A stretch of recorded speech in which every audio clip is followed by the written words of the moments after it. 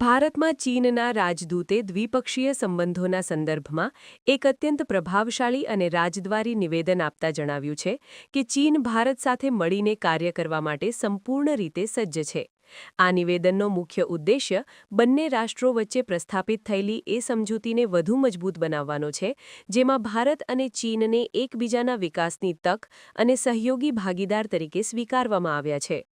આંતરરાષ્ટ્રીય ફલક પર એશિયાની બે મહાસત્તાઓ વચ્ચેના સંબંધોમાં સુધારાની દિશામાં આ એક મહત્વપૂર્ણ સંકેત માનવામાં આવે છે. આ રાજદ્વારી પ્રસ્તાવમાં ખાસ ભાર મૂકવામાં આવ્યો છે કે બંને પાડોશી દેશો વચ્ચે સર્વસંમતિ સાધવી અને એકબીજાની પ્રગતિમાં સહયોગી બનવું એ વર્તમાન સમયની માંગ છે. આ નિવેદન એવા સમયે આવ્યું છે જ્યારે બંને દેશો સરહદી વિવાદો અને વ્યાપારી સંતુલન જાળવવા માટે ઉચ્ચ-સ્તરીય વાર્તાલાપ કરી રહ્યા છે. ચીની રાજદૂત દ્વારા કરવામાં આવેલી આ પહેલથી આર્થિક સહયોગ, વ્યાપારિક ગતિવિધિઓ અને પ્રાદેશિક સ્થિરતા માટે નવા દ્વારા ખુલી શકે છે તેવી આશા વ્યક્ત કરવામાં આવી રહી છે. નિષ્ણાતોના મતે આ સત્તાવાર વલણ ભવિષ્યમાં સંયુક્ત રાષ્ટ્ર અને અન્ય વૈશ્વિક મંચો પર બંને દેશોના મૌખિક અને વ્યૂહાત્મક સમન્વયને પ્રોત્સાહન આપી શકે છે. આગામી સમયમાં ઉચ્ચસ્તરીય પ્રતિનિધિ મંડળોની મુલાકાત અને દ્વિપક્ષીય મંત્રણાઓ દ્વારા આ સહયોગને વ્યવહારુ રૂપ આપવામાં આવે તેવી શક્યતા છે. જો આ સહમતિનું પાલન કરવામાં આવશે તો દક્ષિણ એશિયાના ભૂરાજકીય વાતાવરણમાં મોટો સકારાત્મક બદલાવ જોવા મળી શકે છે અને બંને રાષ્ટ્રોના નાગરિકો માટે વિકાસની નવી ક્ષિતિજો અંકિત થશે. The Chinese nation has always valued good neighborliness and harmony among nations.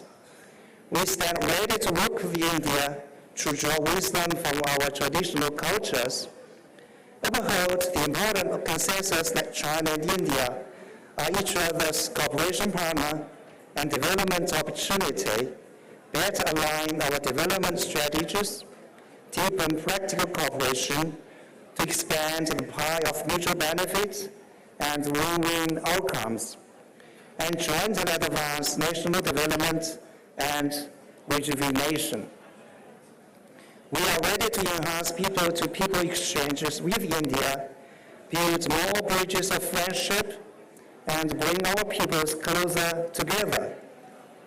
We support India's role as the BRICS rotating chairmanship, stands ready to strengthen multilateral coordination with India, and work together to advance the development of the global South.